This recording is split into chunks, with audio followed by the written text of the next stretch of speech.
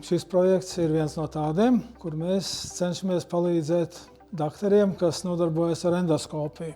Un mūsu projekts ir par to, kā labāk apgaismot iekšējos orgānus, kā iegūt vairāk informāciju, kas varētu noderēt dakteriem diagnostikai. Un projekta ideja ir tāda. Parasti endoskopiem apgaismošana notiek ar balto gaismu, tāda kā man te pašlaik spīd acīs, nepārtraukta spektra gaisma, tāda kā saules spīd. No skolas varbūt, ka cilvēki atcerās, ja mēs sakombinējam zilu, zaļu un sarkanu, ko mēs kopā dabūjam, mēs dabūjam to pašu balto gaismu. Un šī projekta ideja ir, ka mēs kombinējam endoskopu apgaismošanai 3 krāsu lāzerus. Tātad apgaismojam ar lāzeriem, nevis ar gaismas diodiem vai kaut kādām citādām gaismas starojošām lietām. Starojam ar 3 lāzerlīnijām – zilu, zaļu, sarkanu. Kombinācijā viņas dod baltu. Tas, ko ārsts redz, ir tieši tas pats, ko viņš redz baltā gaismā, kāda tiek apgaismot standarta endoskopam. Mūsu priekšrocība, mūsu apgaismojuma gadījumā mēs varam iegūt 3 tās augtos spektrālos attēlus.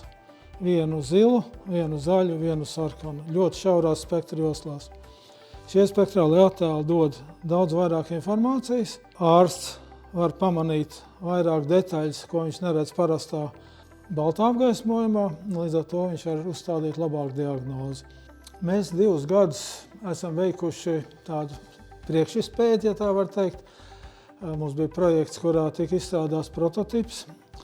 Šis prototips tika izmēģināts deguna dobuma endoskopijā. Mēs ieguvām, mūsuprāt, diezgan cerīgus rezultātus. Šī BioFot projekta ietvaros gada laikā mēs plānojam esošo prototipu, kuram ir tehnoloģiskās gatavības līmenis TRL4, attīstīt par 1 pakāpi augstāk līdz TRL5. TRL4 nozīmē, ka iekārta ir pārbaudīta laboratorijā. TRL5 nozīmē, ka viņa ir pārbaudīta reālos eksploatācijas apstākļos, mūsu gadījumā tas ir klīnikas apstākļos.